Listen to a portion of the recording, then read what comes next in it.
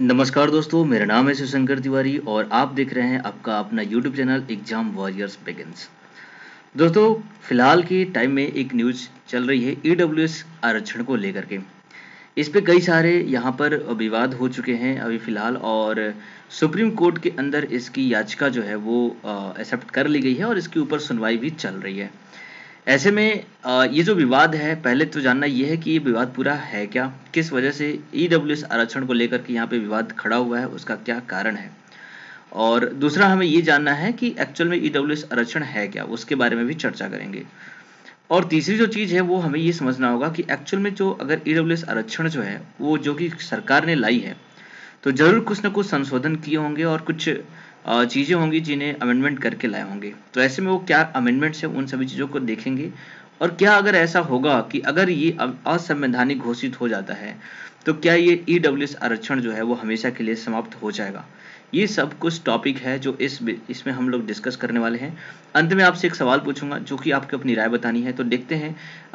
पूरे वीडियो को आप अंत तक देखिए और वीडियो पसंद आए तो ज़रूर आप इसे लाइक करिए तथा चैनल को सब्सक्राइब करिए, ताकि जो भी आपसे रिलेटेड जो भी स्टूडेंट होते हैं उनसे रिलेटेड जो भी इश्यूज होते हैं, चाहे वो जॉब से रिगार्डिंग हो या फिर कोई ऐसी न्यूज़ जो आपको जाननी चाहिए, इस तरह की अपडेट्स हम हमेशा लेकर के आते रहते हैं। तो आप चैनल को ज़रूर सब्सक्राइब करिए और चलते हैं, देखते हैं आगे का जो आज का इशू है वो क्या है, उसके ऊपर डिस्कस करते हैं।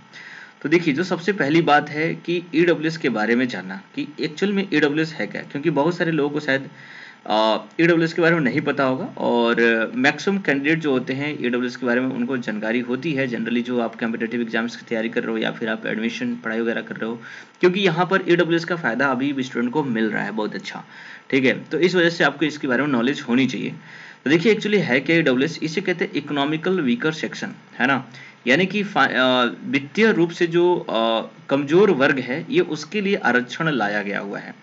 और इस आरक्षण को लाने का जो उद्देश्य था वो कम गरीब जो लोग हैं, जो सवर्ण जाति के, जिनको रिजर्वेशन नहीं मिला हुआ है अभी तक, जैसे कि एससी को मिला है, एसटी को मिला है, ओबीसी को मिला है, जितने पिछड़े वर्ग हैं उनको किसी न किसी रूप में आरक्षण यहाँ पे मिल जाता है। बट जो सवर्ण जाति के लोग हैं, जो उच्च जाति के जो लोग हैं, उनमें जो गरीब परिवार होते हैं उनको आगे बढ़ने का मौका यहाँ पे नहीं मिल पाता है उच्च संस्थानों में, क्योंकि उनके पास पैसे की कमी होती है। इसके अलावा नौकरियों में, क्योंकि उनकी भी शिक्षा, क्योंकि पैसे की फाइनेंशियल रूप से अगर वो कमज़ोर हैं, तो जाहिर सी बात है कि उनको पढ़ाई लिखाई का भी जो होता है उसमें भी उनको कमी देखने को मिलती है।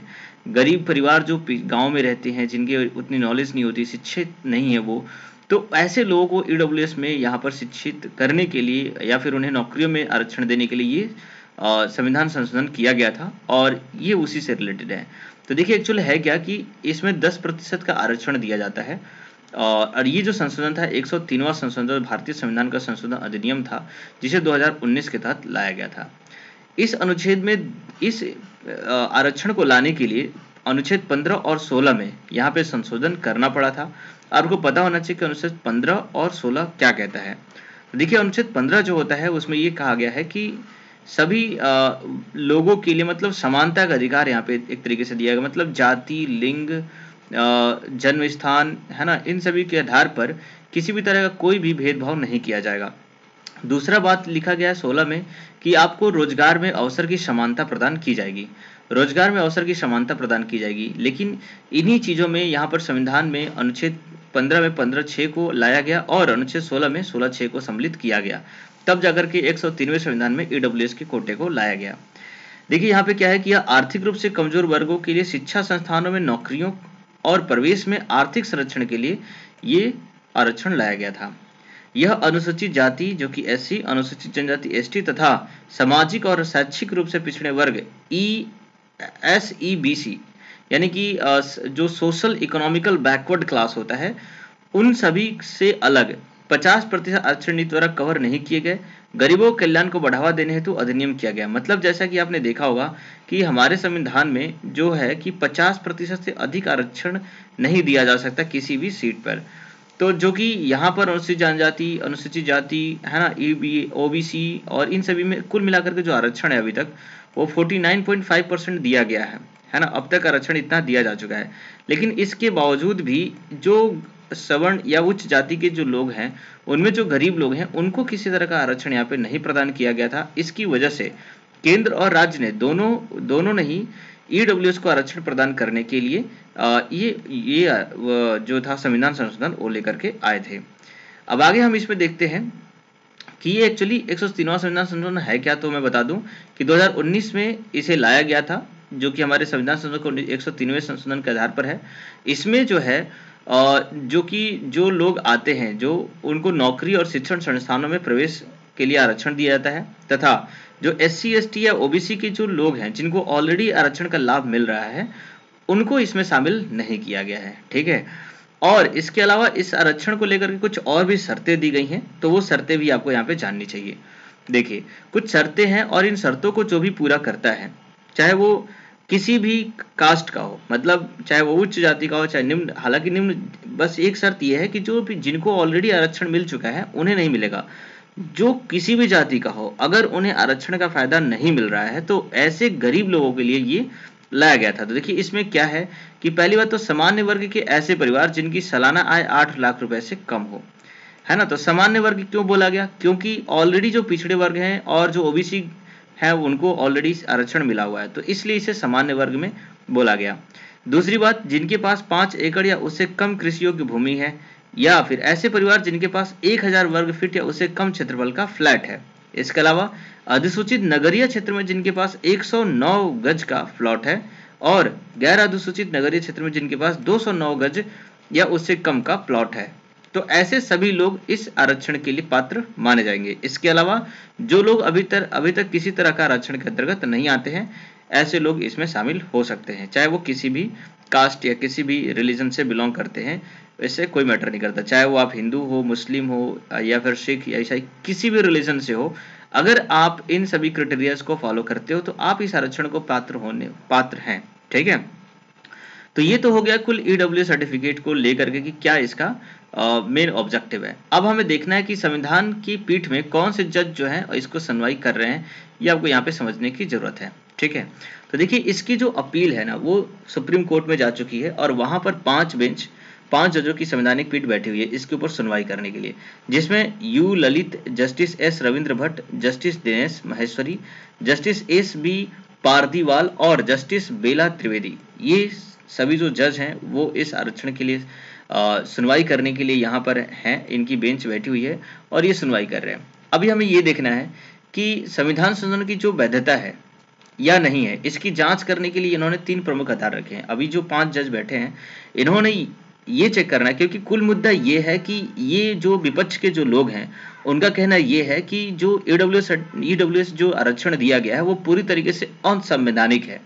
तो जजों को यही यहाँ पे देखना है कि ये संवैधानिक संशोधन है या नहीं है, मतलब संविधान के दायरे पे, जैसे कि मूलभूत संविधान की जो संरचना है उसको खत्म नहीं किया जाएगा, इस तरह की बातें हमारे संविधान में लिखी गई हैं। तो मूलभूत संविधान का जो बेसिस है उसको क्या ये फॉलो कर रहा है या नहीं कर रहा है, इसी बात के ऊपर यहाँ पे चर्चा करने के लिए 3 आधार इन्होंने रखे हैं, जिसमें से पहला आधार ये रखा गया है कि क्या आर्थिक आधार पर आरक्षण देने की अनुमति देने के लिए किया गया यह संविधान संशोधन संविधान के मूल ढांचे का उल्लंघन है।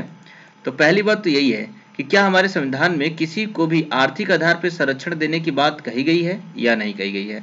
ठीक है, हालांकि बातें जो हैं वो बहुत सारी हैं, इसमें आर्थिक आधार या फिर हमारे संविधान में आप देख लो कि जाति के आधार पर भी किसी को भेदभाव नहीं करने की बात कही गई है, फिर भी जातिगत आरक्षण तो दिया ही जाता है, आप ये समझ सकते हो। ठीक है, दूसरी बात आप ये देखिए कि क्या OBC, SC और ST वर्ग के सामाजिक और आर्थिक रूप से पिछड़े लोगों को EWS कोटे से अलग रख के संविधान की मूल संरचना का उल्लंघन किया गया है, ये चेक करना है।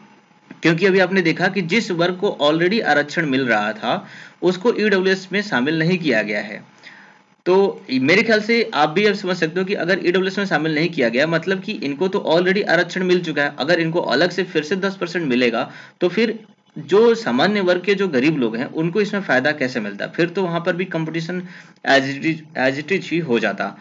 तो ये एक बात है, इसको भी चेक करना है। और तीसरी जो बात कही गई यहाँ पर, इस कानून से राज्य सरकारों को निजी संस्थानों में दाखिले के लिए जो EWS कोटा तय करने का अधिकार दिया गया है, क्या वह संविधान के मूलभूत ढांचे के खिलाफ है या नहीं है ना।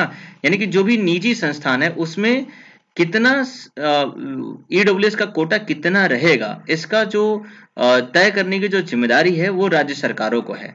तो इसे भी चेक करना है कि क्या ये संवैधानिक है या नहीं। ये 3 आधार बनाए गए हैं संविधान हमारे 5 जो जजों की बेंच बैठी है उनके द्वारा, और इसी 3 आधार पर यहाँ पे चर्चा की जा रही है। आगे जो बात है उसमें आपको देखना है कि अभी तक कोर्ट में जो सुनवाई हुई है अब तक उसमें क्या क्या बातें कही गई हैं, वो भी आपको यहाँ पे जानना चाहिए। तो देखिए, पहले दिन की जो सुनवाई है उसमें याचिकाकर्ताओं ने सुप्रीम कोर्ट को बताया कि केंद्र का ईडब्ल्यूएस वर्ग को जो 10% आरक्षण देना संविधान के मूल ढांचे के कई तरह के उल्लंघन करता है ना। और दूसरी बात यहाँ पे यह संशोधन आरक्षण की 50% की सीमा का भी उल्लंघन करता है, ऐसा बोला गया है। जी बिल्कुल, क्योंकि आपको पता है कि ऑलरेडी जो आरक्षण दिए गए हैं अभी तक, चाहे वो SC ST OBC का हो या EBS का हो, इसमें 49.5% तक आरक्षण दिया जा चुका है। अब अगर 10% आरक्षण ईडब्ल्यूएस के कोटे के तहत दिया जाता है तो ये हो जाता है 59.5%, लगभग 60% यहाँ पे आरक्षण रिजर्व हो जाएंगे। तो ऐसे में जो हमारे संविधान में बताया गया कि सिर्फ 50% ही मैक्सिमम सभी लोगों को मिला करके आरक्षण दिया जा सकता है, तो ये उसका उल्लंघन करता है, ऐसा बोला गया है। दूसरी बात, एडवोकेट मीनाक्षी अरोड़ा ने यहाँ कहा है कि ऐतिहासिक रूप से जिन वर्गों के साथ अन्याय हुआ उन्हें मुख्य धारा में लाने के लिए आरक्षण की व्यवस्था लाई गई थी। इसे केवल आर्थिक आधार पर नहीं दिया जाना जा सकता है। एडवोकेट संजय पारीक ने कहा कि पिछड़े दलित और आदिवासी समुदाय के गरीबों को ईडब्ल्यूएस कोटे से अलग रखना संविधान में दिए गए समानता के अधिकार का उल्लंघन करता है। तो ये बातें यहाँ पे बताई गई है। पहली बात तो ये है कि जो मीनाक्षी अरोड़ा ने कहा कि जो पहले जो आरक्षण दिया गया था वो इसलिए दिया गया था ताकि जो पिछड़े वर्ग के लोग हैं उनको मुख्य धारा में लाया जा सके। उसमें किसी भी तरह का इकोनॉमिकल कंडीशन वहां पे नहीं दिया गया था, मतलब आर्थिक रूप का आधार लेना, ये यहाँ पर इन्होंने गलत कहा है। इन्होंने इनके अनुसार आर्थिक के रूप पे आधार लेकर के आरक्षण दिया जाना गलत है। जो व्यक्ति सामाजिक रूप से पिछड़े हैं और जिनके साथ समाज में कई सारे टॉर्चर हुए हैं, उन्हीं को मूल धारा में लाने के लिए यहाँ पर आरक्षण दिए गए थे। लेकिन आप समझ सकते हो कि आज के समय में भी बहुत सारे ऐसी चीजें हैं जो कि आप देख सकते हो, चाहे ओबीसी कैटेगरी चाहे SC कैटेगरी हो, बहुत सारे आर्थिक रूप से संपन्न व्यक्ति भी आरक्षण का फायदा उठाते रहे हैं। तो कहीं ना कहीं उन बातों को भी ध्यान में रखा जाना चाहिए। ठीक है, तो ये बातें होगी। अब हमें देखना है कि इस पूरे मामले पे केंद्र सरकार का क्या रुख रहा है, केंद्र सरकार ने अपनी तरफ से क्या बातें बताई हैं। देखिए, यहाँ पर सामाजिक न्याय और अधिकारिता मंत्रालय ने अपने एफिडेविट में दिया है कि इसमें मंत्रालय ने कहा है कि सरकार की जिम्मेदारी है कि वह संविधान के अनुच्छेद 46 के तहत, अब अनुच्छेद 46 है क्या वो आप समझिए। अनुच्छेद 46 होता है DPSP यानी कि directive principle of state. That means कि जो राज्य के नीति निर्देशक तत्व होते हैं उसमें ये लिखा गया कि राज्य जो है आर्थिक रूप से कमजोर वर्गों के हितों की रक्षा करेगा। ठीक है, तो अनुच्छेद 46 में एक साफ साफ लिखा गया है कि राज्य जो है आर्थिक रूप से कमजोर वर्गों की हितों की रक्षा करेगा, और इसी के तहत केंद्र सरकार ने ईडब्ल्यूएस को एक प्रमाण लेकर के आया हुआ है और उसके तहत आर्थिक रूप से कमजोर व्यक्तियों के लिए आरक्षण की सुविधा यहाँ पे प्रदान की गई है। तो ये सारा का सारा मामला है और ये इतनी सारी बातें हैं। इसके बाद देखते हैं कि सुप्रीम कोर्ट की तरफ से क्या जजमेंट आता है, वो भी यहाँ पे देखने वाली बात होगी और ये फाइनली क्या डिसाइड होता है। और ये भी देखना होगा कि अगर क्या ईडब्ल्यूएस सर्टिफिकेट, अगर ईडब्ल्यूएस का जो यहाँ पर पूरा का पूरा सुनवाई जो चल रही है, अगर इसमें असंवैधानिक घोषित होता है तो क्या जो पहले के जो लोग हैं जिनका ऑलरेडी ईडब्ल्यूएस के तहत यहाँ पर आरक्षण मिल चुका है, तो क्या वो लोगों को नौकरी में रखा जाएगा या उन्हें निकाल दिया जाएगा, ये भी बात यहाँ पे देखने वाली होगी। अब यहाँ पे हम जानना चाहते हैं कि आपकी राय क्या है इस मुद्दे को लेकर के, और इस मुद्दे को लेकर जो भी आप राय है वो आप मुझे कमेंट में करिए, देखते हैं आपकी क्या राय इसमें बनती है। यहाँ पर आप ऑप्शन के तहत भी जा सकते हैं। देखिए, ऑप्शन ए अगर आप करिए, या अगर आरक्षण आपको ये असंवैधानिक लगता है। ठीक है, दूसरी बात यह है कि अगर यह पूरी तरह से संवैधानिक है तथा इससे आर्थिक रूप से गरीब लोगों को फायदा होगा तो ऑप्शन बी लिख करके मुझे कमेंट करिए। इसके अलावा यहाँ पे ऑप्शन सी होगा, कुछ संशोधन के साथ इसे लागू करना चाहिए, अगर आप चाहते हैं तो सी करिए, और ऑप्शन डी यहाँ पे लिख कर भेजिए अगर यदि आप चाहते हैं कि सभी तरह के आरक्षणों को समाप्त कर देना चाहिए तो ऑप्शन डी लिख करिए। इसके अलावा भी अगर आपका कोई सजेशन है तो मुझे कमेंट में जरूर करिए और मेरी कम्युनिटी पे जाकर के भी इसके ऊपर जरूर पोल करिए, देखते हैं क्या आपकी राय है और किस तरीके से यहाँ पर संशोधन होना चाहिए।